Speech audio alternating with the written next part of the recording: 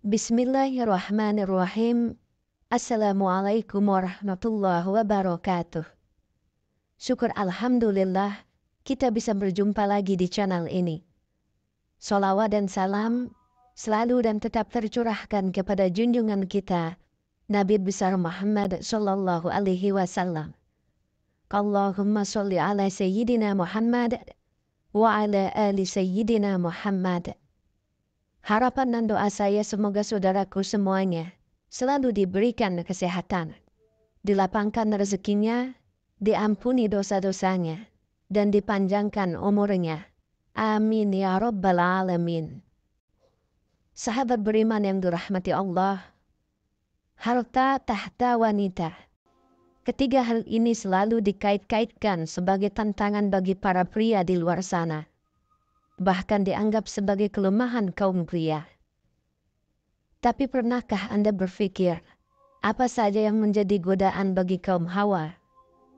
Ternyata Rasulullah Shallallahu Alaihi Wasallam sudah membagikan rahasia ini. Sahabat beriman, dari dulu hingga kini, sepertinya wanita selalu terpenjara dalam sikap diskriminasi orang-orang di sekitarnya. Di masa jahiliyah misalnya, wanita benar-benar dipandang sebelah mata, tidak dianggap, bahkan hanya sebagai babu atau pemuas nafsu pria-pria bejat yang tergoda dengannya. Dulu mau sekeras apapun wanita melakukan perlawanan, pastinya akan berakhir sia-sia. Tidak ada yang bisa memperjuangkan harga diri mereka, kecuali diri mereka sendiri. Sebab para pemimpin pun sama sekali tak peka dengan status wanita saat itu. Perlakuan buruk ini sebenarnya dilatar belakangi oleh akidah atau keyakinan yang melenceng dan juga bobroknya akhlak di masa jahiliyah. Perempuan begitu dipandang negatif dalam pergaulan masyarakat jahiliyah. Bahkan orang-orang jahiliyah menganggap bayi perempuan sebagai aib. Misalnya saja yang tercantum dalam surah An-Nahl ayat 57 hingga 59. Dan bagian dari kekafiran mereka adalah kepercayaan mereka bahwa para malaikat adalah anak-anak perempuan Allah. Maha suci Allah dari apa yang mereka katakan, padahal mereka sendiri selalu menginginkan anak-anak laki-laki. Dalam ayat tersebut, bahwa orang-orang Arab pada masa jahiliyah percaya bahwa Allah mempunyai anak perempuan. Yang dimaksud al-banat dalam ayat itu adalah para malaikat. Orang-orang jahiliyah meyakini bahwa malaikat itu adalah anaknya Allah. Pada ayat itu Allah Subhanahu wa Ta'ala menjawab dengan lafaz Subhanallah atau Maha Suci Allah, yang memiliki makna bahwa keyakinan orang Arab jahiliyah Allah mempunyai anak itu adalah salah.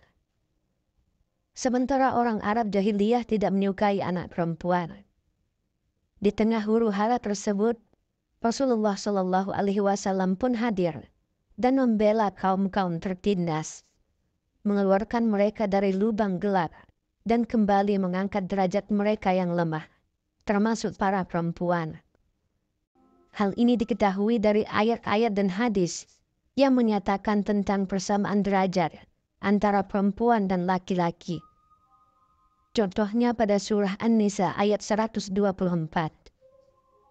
Barang siapa yang mengerjakan amal-amal soleh, baik laki-laki maupun wanita, sedang ia orang yang beriman, maka mereka itu masuk ke dalam surga, dan mereka tidak dianiaya walau sedikit pun. Berdasarkan ayat tersebut, kita bisa menyimpulkan bahwa Islam sebenarnya telah mengangkat derajat perempuan dan sejajar dengan laki-laki. Dalam surah Al-Hujurat ayat 13 juga dijelaskan, hai manusia, sesungguhnya kami menciptakan kamu dari seorang laki-laki dan seorang perempuan, dan menjadikan kamu berbangsa-bangsa dan bersuku-suku, supaya kamu saling kenal mengenal.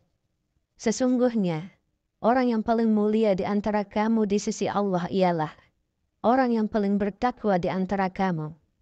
Sesungguhnya Allah Maha Mengetahui lagi Maha Mengenal. Namun meski Rasulullah Shallallahu Alaihi Wasallam sudah berjuang memperbaiki kualitas hidup wanita dalam Islam. Sisi jahiliyah itu kembali muncul. Wanita harus tetap diwanti-wanti karena beberapa alasan. Seperti yang dijelaskan oleh Abdullah bin Umar dalam sebuah hadis. Wahai kaum wanita, bersedekahlah kamu dan perbanyaklah istighfar, karena aku melihat banyak di antara kalian adalah penghuni neraka. Lantas seorang wanita yang pintar di antara mereka bertanya, wahai Rasulullah, kenapa kaum wanita banyak menjadi penghuni neraka? Rasulullah Shallallahu Alaihi Wasallam menjawab, kalian banyak mengutuk dan mengingkari pemberian nikmat dari suami. Aku tidak melihat kaum yang kurang akal dan agama itu lebih banyak dari yang lebih memiliki akal, kecuali dari golongan kalian. Wanita itu bertanya lagi, wahai Rasulullah, apakah maksud kekurangan akal dan agama itu? Rasulullah Shallallahu Alaihi Wasallam menjawab, maksud kekurangan akal ialah persaksian dua orang wanita sama dengan persaksian seorang lelaki. Inilah yang dikatakan kekurangan akal. Begitu juga kaum wanita tidak beribadah kalau malam-malam juga akan berbuka pada bulan Ramadan. Karena sebab haid inilah yang dikatakan kekurangan agama. Hadis riwayat Bukhari. Sekilas jika mendengar hadis tersebut, kesannya perempuan menjadi sosok yang lemah. Padahal sebenarnya tidak demikian.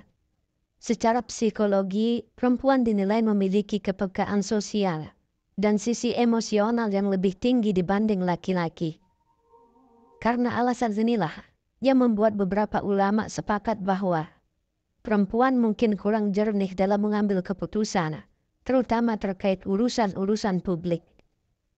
Namun perlu diingat bahwa pernyataan tentang kurangnya akal perempuan hanya dalam persaksian dan masih dalam ranah ijtihad, belum mendapatkan putusan yang pasti.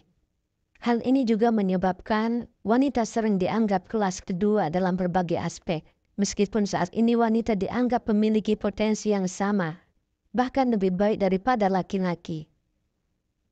Dalam majalah Forbes dijelaskan bahwa wanita memiliki kecerdasan tidak hanya EQ, tetapi juga IQ, atau kecerdasan emosional. Bahkan otak wanita dikenal lebih aktif dibanding pria. Dalam beberapa penelitian teologi, penelitian ini menemukan bahwa otak wanita memiliki aktivitas lebih tinggi di bagian wilayah otak yang berhubungan dengan pengambilan keputusan, fokus, dan kontrol impuls. Hal ini dapat menjelaskan mengapa wanita memiliki intuisi yang lebih kuat, empati yang lebih besar, dan kendali diri yang lebih baik dibanding pria. Jadi, kemampuan ini seharusnya tidak menjadi hambatan bagi wanita untuk berkarya dalam kepemimpinan. Wallahu a'lam bishawab. Demikian yang bisa saya bagikan. Semoga bermanfaat untuk kita semua. Amin ya rabbal alamin. Assalamualaikum warahmatullahi wabarakatuh.